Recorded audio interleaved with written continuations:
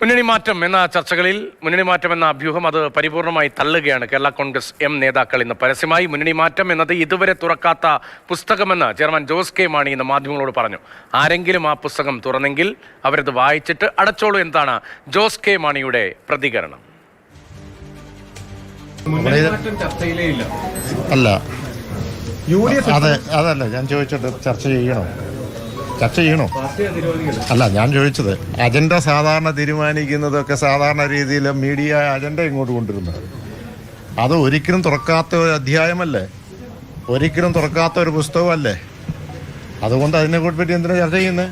ഇനി ആരെങ്കിലും ആ പുസ്തകം തുറന്നിട്ടുണ്ടെങ്കിൽ അത് വായിച്ചിട്ട് അടച്ചോളും.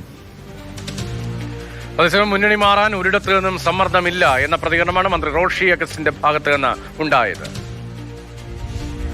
ആശയക്കുഴപ്പവും ഇവിടെ ഇല്ല. എന്ത് ആശയക്കുഴപ്പം? യാതൊരു വക തലത്തിലുള്ള പ്രശ്നവും ഇല്ല. ഞങ്ങൾ പറഞ്ഞ നിലപാടി വല്ലതും മാറ്റം ഞങ്ങൾ ആരെങ്കിലും പറഞ്ഞു? അവിടെയല്ലേ വേറെ ചോദ്യമുള്ളൂ.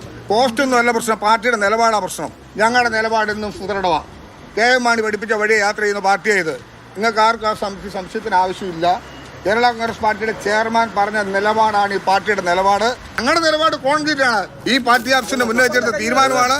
ആ തീരുമാനത്തിലൊന്നും യാതൊരു മാറ്റമില്ലെന്ന്, യാതൊരു ബുദ്ധിമുട്ടുമില്ലാതെ പാർട്ടി ചെയർമാൻ വ്യക്തമാക്കിയ സാഹചര്യത്തിൽ അതിനോടൊപ്പം നിൽക്കുന്ന ഞങ്ങളോട് ഈ ചോദ്യങ്ങൾക്കൊന്നും യാതൊരു പ്രസക്തിയില്ല.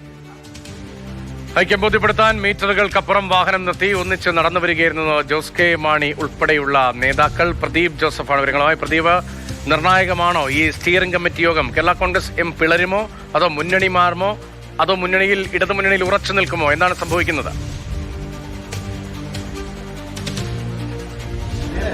മുന്നണി മാറ്റം സംബന്ധിച്ചുള്ള ചർച്ചകൾ ഒന്നും തന്നെ ഗൗരവമായ തരത്തിൽ ഇന്ന് ചേരുന്ന സ്റ്റിയറിംഗ് കമ്മിറ്റിയിൽ ഉണ്ടാവാനിടയില്ല എന്നുള്ള കാര്യം ഉറപ്പാണ്. രാവിലെ തന്നെ നമ്മൾ ഇക്കാര്യം റിപ്പോർട്ട് ചെയ്തിരുന്നു.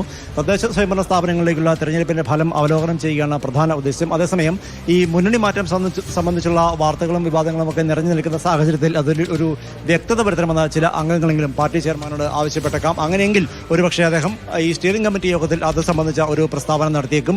കൂടുതൽ ചർച്ചകളിലേക്ക് പോകാനിടയില്ല. ഈ വിഷയം നിലവിൽ ചർച്ച ചെയ്യേണ്ടതല്ല എന്നുള്ള നിലപാട് എടുക്കാൻ തന്നെയാണ് സാധ്യത. അതല്ലെങ്കിൽ ഈ വിവാദങ്ങളുടെ പശ്ചാത്തലത്തിൽ അതിന്റെ പിന്നാമ്പുറം പരിശോധിക്കുന്നതിന് വേണമെങ്കിൽ ഒരു സമിതിയെ നിയോഗിക്കുകയോ മറ്റോ ആവാം. എന്തായിരുന്നാലും ആ മുന്നണി മാറ്റം ഇല്ല എന്ന് ജോസ് കെ മാണി ഉറപ്പിച്ചു പറയുന്നു. മാത്രമല്ല, മുന്നണി മാറ്റം എന്നൊരു അജണ്ട പാർട്ടിയുടെ മുന്നിലില്ല. അക്കാര്യം പാർട്ടി ചർച്ച ചെയ്തിട്ടുമില്ല.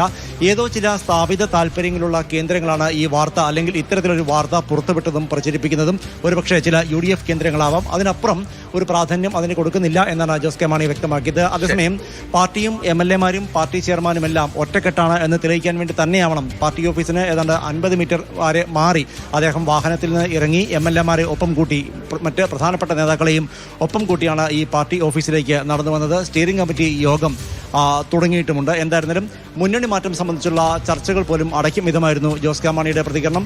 ഇത്തരത്തിൽ ഒരു പുസ്തകം തങ്ങൾ തുറന്നു വെച്ചിട്ടില്ല, മറ്റാരെങ്കിലും അങ്ങനെ ഒരു അധ്യായം തുറന്നിട്ടുണ്ടെങ്കിൽ അത് അവർ തന്നെ അടച്ചു വയ്ക്കട്ടെ എന്നുള്ള പ്രതികരണമാണ് ജോസ് കെ മാണിയുടെ ഭാഗത്ത്. രാഷ്ട്രീയവുമായി ബന്ധപ്പെട്ട ഒരു ഇടക്കാലത്തിന് ശേഷം വലിയ ചർച്ചകൾ നടക്കുന്നു, ഗൗരവതരമായ ചർച്ചകൾ നടക്കുന്നു. അതേസമയം അത് അഭ്യൂഹം മാത്രമാണ്, അങ്ങനെയൊന്നില്ല എന്ന പ്രതികരണം നേതൃത്വത്തിന്റെ ഭാഗത്തുനിന്നുണ്ടാകുകയാണ്.